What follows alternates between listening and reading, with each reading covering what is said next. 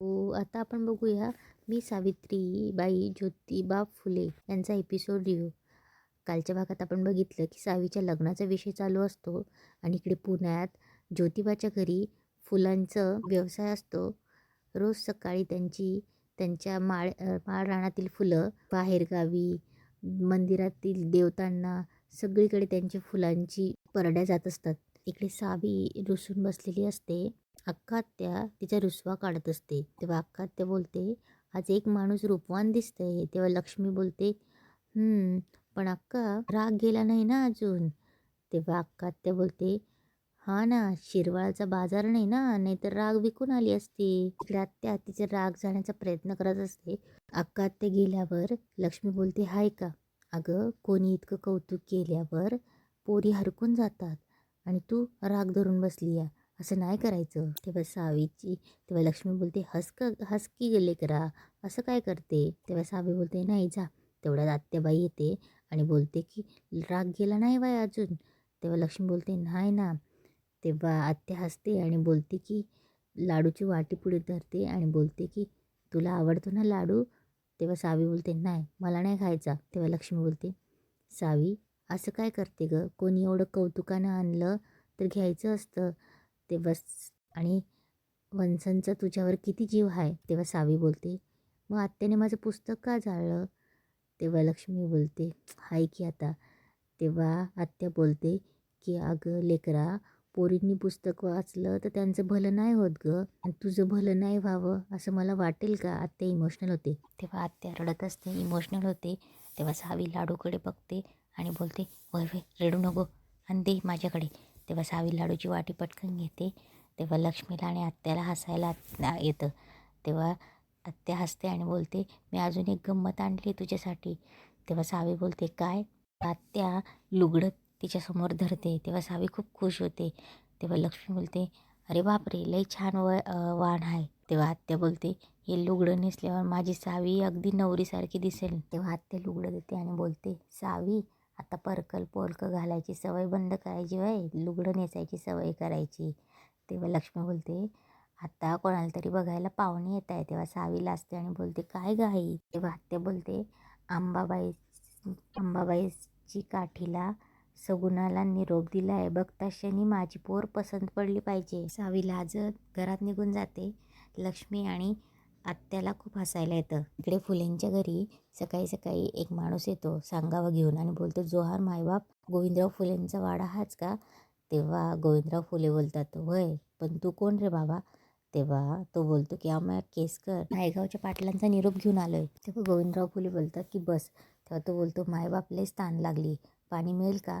तेव्हा गोविंदराव फुले त्यांच्या घरातल्या व्यक्तीला सांगतात की पाणी दे. तेव्हा तो बोलतो, भांडं आणले का रे. तेव्हा तो बोलतो, होय आणले, आणि त्या भांड्यात त्याला पाणी ओतून देतो. तेव्हा इकडे सगुणाबाई गोविंदरावांना बोलते, दादा जॉन साहेबांचा निरोप आलता, त्यांच्याकडे जाऊन येते बरं का. तेव्हा ती बोलते, राजाराम तेवढी फुलं माझ्याकडे आणून दे.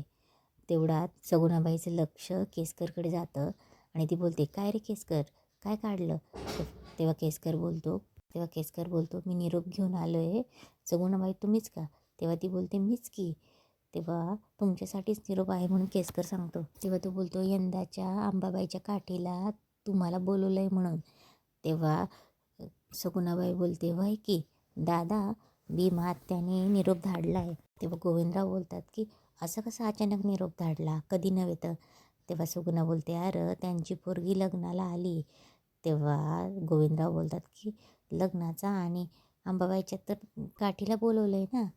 तेव्हा सगुणाबाई बोलते, अरे निमित्त फक्त काठीचं आहे, लग्नाचा गुलाल उडवायचा आहे त्यासनी. तेव्हा गोविंदराव बोलतात की खंडूदात पाटील मोठा माणूस आहे, त्यांच्यावर आपली बरोबरी कशी होईल.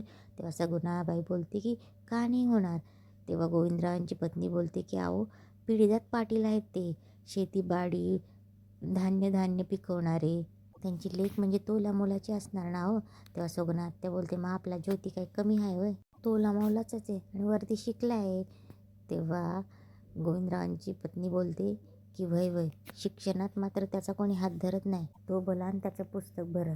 तेव्हा सगुणा आत्या बोलते, दादा निरोप धाडला आहे तर जाऊन येते बरं का मी. तेव्हा ती बोलते, देवीच्या काठीला फुलांचा गोंडाच बांधून येते. तेव्हा गोविंदरावांची पत्नी बोलते, वय वय, कधी जायचं ते सांगा, म्हणजे बैलगाडी तयार ठेवते. तेव्हा सगुणा आत्या बोलते, येते बरं का मी, जाऊन निरोप धाड. इकडे गोविंदराव बोलतात की सगुणा, हे बघ ज्योतीचा विचार काही वेगळाच दिसतोय. त्याची शाळा बंद केली ना मी, म्हणून रुसले.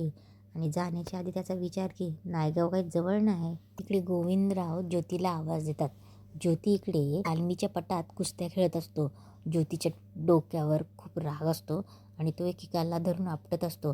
तेव्हा त्याचा एक मित्र बोलतो की अरे ज्योती, किती मारणार आहेस तू सगळा तुझ्या दादांचा राग काढतोयस.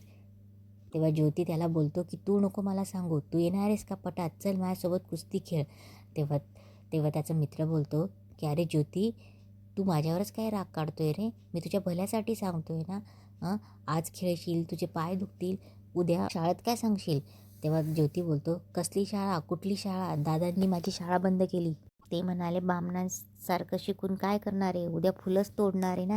हे सदा मला सांग, तुला तरी पटतंय का हे. तेव्हा सदा बोलतो, मलाही नाही पटत आहे. तेव्हा सदा बोलतो, मला हे तरी सांग, तू काय ठरवलंयस. तेव्हा ज्योती बोलतो, मला शिकायचंय, लय शिकायचंय. ज्योतीच्या घरी इकडे सगळे जेवायला बसलेले असतात. तेव्हा सगुणा बोलते, दादा भाकर घे की. तेव्हा ज्योतीची वहिनी ज्योतीकडे पाहून गालातल्या गालात हसत असते. तेव्हा ज्योती बोलतो, वहिनी काय झालं या, मगासपासून बघतोय लय हसती या. तेव्हा सगुणा बोलते, काही नाही रे, तू खा. तेव्हा पुन्हा ज्योती बघतो आणि बोलतो, सांग की बहिणी काय झालं. तेव्हा ज्योतीची आई बोलते, पार्वती तूप नाही वाढलंस त्याला, अगं तूप वाढ की.